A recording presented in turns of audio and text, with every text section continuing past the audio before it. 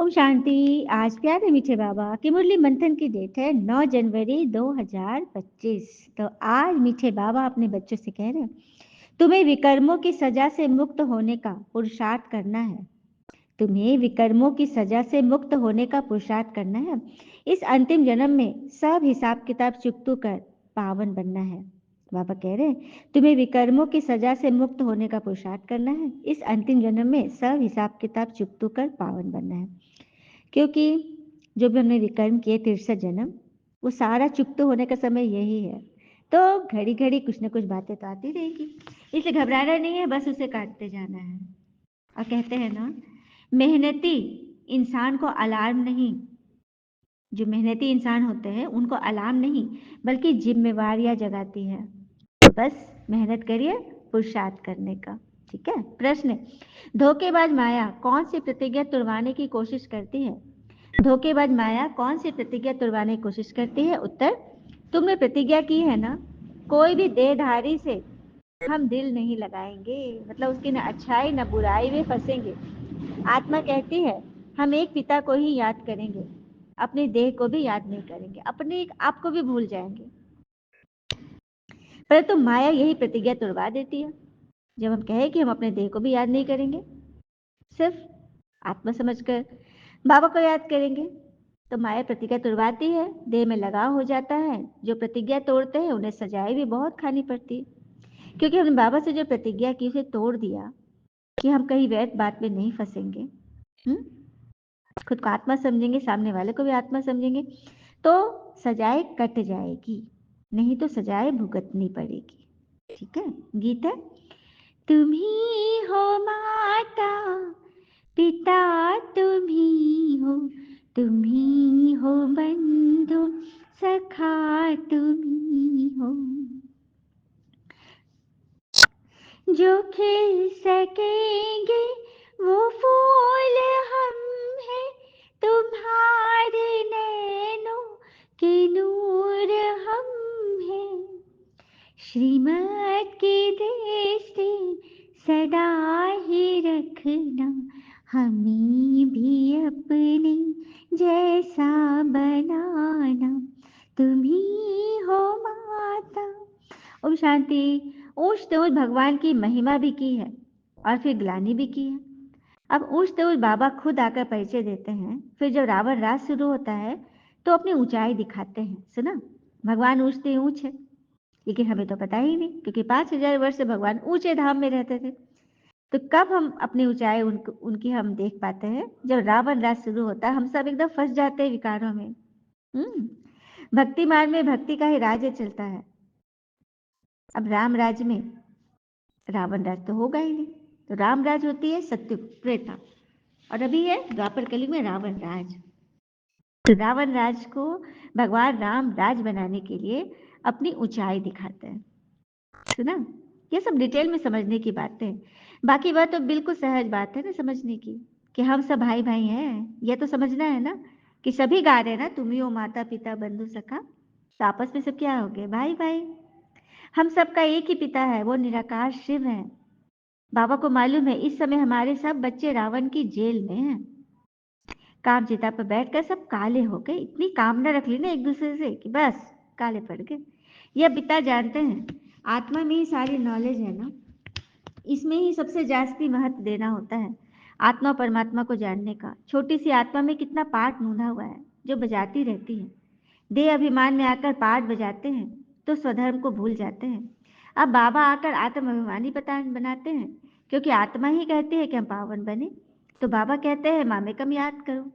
आत्मा पुकारती है, हे परम पिता, हे पतित पावन, हम आत्माएं पतित बन गए हैं, आकर हमें पावन बनाओ।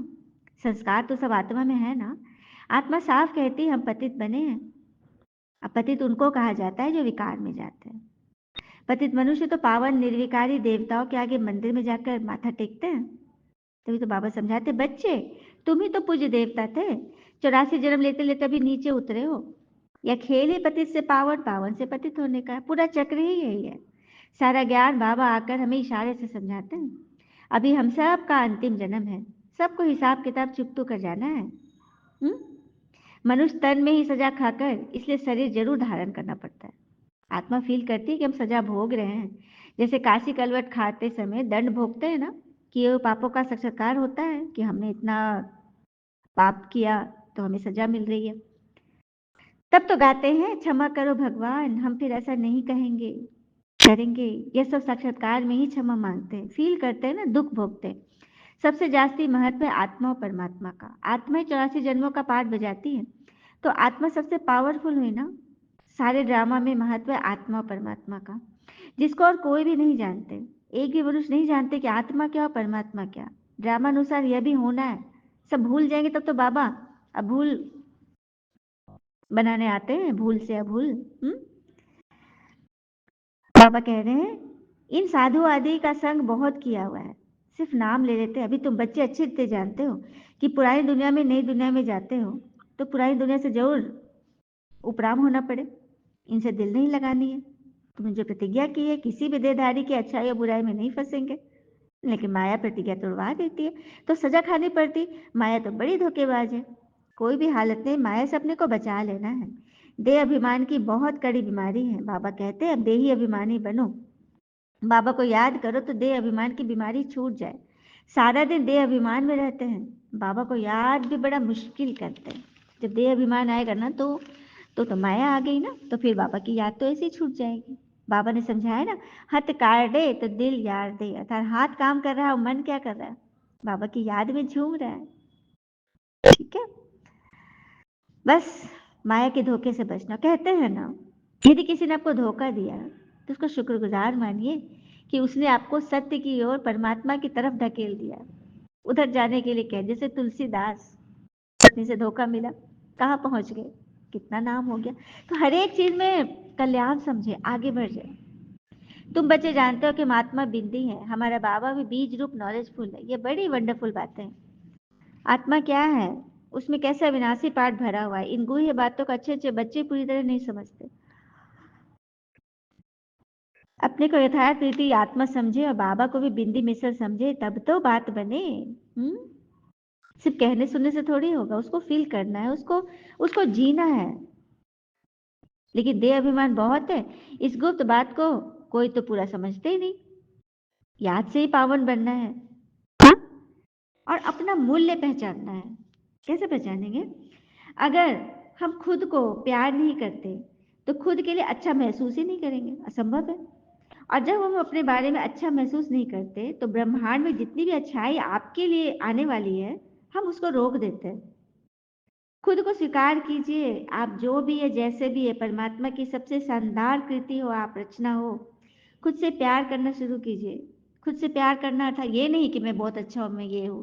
खुद से प्यार करना था, उसको हर उस इन्स एंड आउट से बचा के रखिए जिसमें वो फंसता है।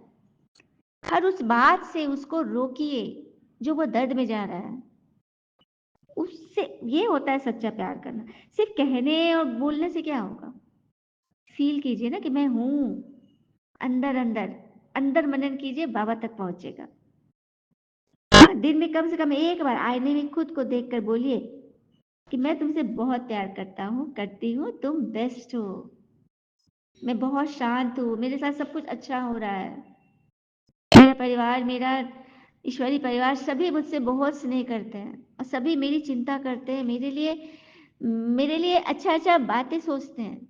सबके लिए अच्छा अच्छा सोचना शुरू कीजिए, तभी ब्रह्मांड आपको वो सारा कुछ देगा जो आप फील करते हो। ठीक है? और हाँ, बाकी मुरली बजाने वाले तो ढेर है, मतलब भाषण करने वाले तो ढेर है, भाषणा भी तो होनी चाहिए। लेकिन बाबा जानते हैं योग में रह नहीं सकते, क्योंकि विश्व का मालिक बनना कोई मासी का घर थोड़ी है। घड़ी घड़ी आत्माओं से ही योग हो जाता है। बच्चों को अपने कल्याण के लिए एक तो अपने को आत्मा समझ यथार्थ तिथि बाबा को याद करना है, और त्रिमूर्ति शिव का परिचय औरों को भी देना है। त्रिमूर्ति अर्थात तीन मूर्ति जो है ना, त्रिदेव, ब्रह्मा विष्णु शंकर जी, इनको भगवान ने बनाया, शिव ने, यह राज बताना है। ठीक है? फिर बाबा ने बोला 4 भुजा वाले 8 भुजा वाले कितने चित्र बना दिए, लेकिन इसका अर्थ नहीं समझते। 4 भुजा वाले चतुर्भुज, वो हो गए लक्ष्मी और नारायण का स्वरूप, और 8 भुजा वाली होगी माता, जिनके अंदर 8 शक्तियां हैं। हाँ, कौन कौन सी शक्तियां? सहन करने की शक्ति, समाने की शक्ति, समेटने की शक्ति, विकार को संकीर्ण करने की शक्ति, निर्णय करने की शक्ति, परखने की शक्ति, सहयोग की शक्ति, ये शक्तियां हैं। तब तो 8 भुजा से तो शक्ति दिखाएंगे ना, इसीलिए चित्र बने हैं। तो इसका अर्थ भी तुम बच्चे जानते हो तो सबको बताना है। और संजीवनी बूटी तो है मन मना भव। विचार किया जाता है ना, जब तक ब्राह्मण न बने, बाबा का परिचय नहीं मिले, तब तक बर्थ नॉट द पेनी है। जब भगवान के परिचय नहीं मिले तो जीवन तो वही कौड़ी मिसल ही है। हाँ, जीवन को कैसे हम हीरे मिसल बनाएंगे और किस चीज से हमें परहेज करनी है, आइए कथा सुनते। एक बार की बात है, किसी राजा ने यह फैसला लिया कि वो प्रतिदिन 100 अंधे लोगों को खीर खिलाया करेगा। एक दिन खीर वाले दूध में सांप ने मुंह डाला और दूध में विष डाल दी। जहरीली खीर को खाकर 100 के 100 अंधे व्यक्ति मर गए। राजा बहुत परेशान हुआ। 100 आदमी की हत्या का पाप लगेगा। राजा परेशानी की हालत में अपने राज्य को छोड़कर जंगलों में भक्ति करने चल पड़ा ताकि इस पाप की माफी मिल सके। रास्ते में एक गांव आया। राजा ने चौपाल में बैठे लोगों से पूछा, क्या इस गांव में कोई भक्ति वाला परिवार है ताकि उसके घर रात काटी जाए? चौपाल में बैठे लोगों ने बताया, इस गांव में 2 बहन भाई रहते हैं जो खूब पूजा करते हैं। राजा उनके घर रात में ठहर गया। सुबह जब राजा उठा तो लड़की पूजा पर बैठी हुई थी। इससे पहले लड़की का रूटीन था कि वह दिन निकलने से पहले ही पूजा से उठ जाती और नाश्ता तैयार करती थी। लेकिन उस दिन वह लड़की बहुत देर तक पूजा पर बैठी रही। जब लड़की उठी तो उसके भाई ने कहा, बहन तो इतनी देर से उठी है, अपने घर मुसाफिर आया है, उससे कुछ नाश्ता देना है ना। लड़की ने जवाब दिया, भैया ऊपर एक मामला उलझा हुआ है। धर्मराज को किसी उलझन भरी स्थिति पर कोई फैसला लेना था और मैं ये फैसला सुनने के लिए रुक गई थी, इसलिए देर तक ध्यान करती रही। तो उसके भाई ने पूछा, ऐसी क्या बात है? लड़की ने बताया कि फलाना राज्य का राजा अंधे व्यक्तियों को खीर खिलाया करता था, लेकिन सांप के दूध में विष डालने से 100 अंधे व्यक्ति मर गए। अब धर्मराज को समझ नहीं आ रहा है कि अंधे व्यक्तियों की मौत का पाप राजा को लगे, सांप को लगे, दूध बिना ढके छोड़ने वाले रसोइयों को लगे। राजा भी सुन रहा था। राजा को अपने से संबंधित बात सुनकर दिलचस्पी होने लगी। उसे लड़की से पूछा, फिर क्या हुआ फैसला? लड़की ने बताया, अभी तक कोई फैसला नहीं हो पाया था। तो राजा ने पूछा कि क्या मैं आपके घर एक रात के लिए और रुक सकता हूँ? दोनों बहन भाइयों ने खुशी से हाँ कर दी। राजा अगले दिन रुक गया, लेकिन चौपाल पर बैठे लोग दिन भर यही चर्चा करते रहे कि कल जो व्यक्ति हमारे गांव में एक रात रुकने के लिए आया था और कोई भक्ति भाव वाला घर पूछ रहा था, उसकी भक्ति का नाटक तो सामने आ गया। रात काटने के बाद वह इसलिए नहीं गया क्योंकि जवान लड़की को देखकर उस व्यक्ति की नीयत खोटी हो गई, इसीलिए बहुत सुंदर और जवान लड़की घर पक्के तौर पर ठहरेगा या फिर लड़की को लेकर भागेगा। दिन भर चौपाल में उस राजा की निंदा होती रही। अगली सुबह लड़की फिर ध्यान पर बैठी, रूटीन के अनुसार उठ गई। तो राजा ने पूछा, बेटी अंधे व्यक्ति की हत्या का पाप किसको लगा? तो लड़की ने बताया कि वह पाप तो हमारे गांव के चौपाल में बैठने वाले लोग बांट कर ले गए। सुना? निंदा करना कितना घाटे का सौदा है, क्योंकि पाप लगने वाला था राजा को, लेकिन जब राजा की निंदा होने लगी तो सारा पाप वे लोग बांट कर ले गए। तो निंदक हमेशा दूसरों के पाप अपने सर पर ढोता रहता है और दूसरों द्वारा किए गए उन पाप कर्मों के फल को भोगता भी है। अतः हमें सदैव निंदा से बचना चाहिए। सुना? गहरी बात है। तो हमें हर उस क्या क्यों कैसे वैसे बचना चाहिए। किसी से कोई गलती हो भी गई तो उसे क्षमा कीजिए और अपना दिल साफ कीजिए, क्योंकि साफ जगह पर तो भगवान बसते हैं ना। इसलिए बाबा समझाते हैं, बच्चे यह करो। अच्छा, अब देखो शिव जयंती आ रही, उसमें कितना धमचक्र मचाना है ना। ट्रांसलाइट के चित्र छोटे भी हो तो सबको मिल जाए। तुम्हारी तो है बिल्कुल नई बात, मतलब बाबा का चित्र छोटे भी है ना, फिर भी उसे सजाओ, है ना। फिर बाबा कहते हैं, इतने सारे ढेर ब्रह्मा कुमार कुमारियां हैं। अच्छा, ब्रह्मा का नाम निकाल कोई का भी नाम डालो, राधे कृष्ण का नाम डालो। अच्छा, फिर ब्रह्मा कुमार कुमारियां कहाँ जाएंगे? कोई तो ब्रह्मा चाहिए ना। देखिए, भगवान ने यज्ञ रचे है ना, राजस्व अश्वमेध अविनाशी रुद्र गीता ज्ञान यज्ञ। तो इस यज्ञ की संभाल के लिए ब्राह्मण तो चाहिए, तभी तो भगवान हमें ब्राह्मण बना रहे हैं, शूद्र से ब्राह्मण। अच्छा, मीठे मीठे बच्चों प्रति भगवान की नमस्ते, हम बच्चों के भी प्यारे बाबा को नमस्ते। धारणा के लिए मुख्य सार, पहली पॉइंट, कर्मातीत बनने के लिए बाबा को महीन बुद्धि से पहचान कर यथार्थ याद करना है। पढ़ाई के साथ साथ योग पर पूरा अटेंशन देना है। दूसरी पॉइंट, स्वयं को माया के धोखे से बचाना है। कोई की भी देह में लगाव नहीं रखना है। सच्ची प्रीति एक बाबा से रखनी है, देह अभिमान में नहीं आना है। वरदान, ब्रह्म मुहूर्त के समय वरदान लेने और दान देने वाले पिता समान वरदानी महादानी भव। ब्रह्म मुहूर्त के समय वरदान लेने और दान देने वाले पिता समान वरदानी महादानी बनते। ब्रह्म मुहूर्त के समय विशेष ब्रह्मलोक निवासी बाबा ज्ञान सूर्य की लाइट और माइट की किरणें बच्चों को वरदान रूप में देते हैं। साथ साथ ब्रह्मा बाबा भाग्य विधाता के रूप में भाग्य रूपी अमृत बांटते हैं। सिर्फ बुद्धि रूपी कलश अमृत धारण करने योग्य हो, किसी प्रकार का विघ्न या रुकावट न हो तो सारे दिन के लिए श्रेष्ठ स्थिति व कर्म का मुहूर्त निकाल सकते हो, क्योंकि अमृत वेले का वातावरण ही वृत्ति को बदलने वाला होता है। इसलिए उस समय वरदान लेते हुए दान दो, अर्थात वरदानी और महादानी बनो। सुना, ब्रह्म मुहूर्त अर्थात अमृत वेले के समय भगवान वरदान लेने और देने वाले बच्चों को देखते हैं और उन्हें देते हैं ताकि वो फिर औरों को दे। तो बनना है ना फिलैंथ्रोपिस्ट अर्थात महादानी। स्लोगन, क्रोधी का काम है क्रोध करना और आपका काम है स्नेह देना। देखो, जिसका जो काम है उसी को साजे। अपनी शक्तिशाली मनसा द्वारा सकाश देने की सेवा के आज के पॉइंट है। अब स्व कल्याण का ऐसा श्रेष्ठ प्लान बनाओ जो विश्व सेवा में सकाश आप ही मिलती रहे। अभी उमंग उत्साह से अपने मन से यह पक्का वायदा करो कि हम पिता समान बनकर ही दिखाएंगे। ब्रह्मा पिता का भी बच्चों से अति स्नेह है, इसलिए एक एक बच्चे को इमर्ज कर विशेष समान बनने की सकाश देते रहते हो। अच्छा, ओम शांति। शुक्र मुझे बाबा, बाबा के प्यारे प्यारे बच्चे।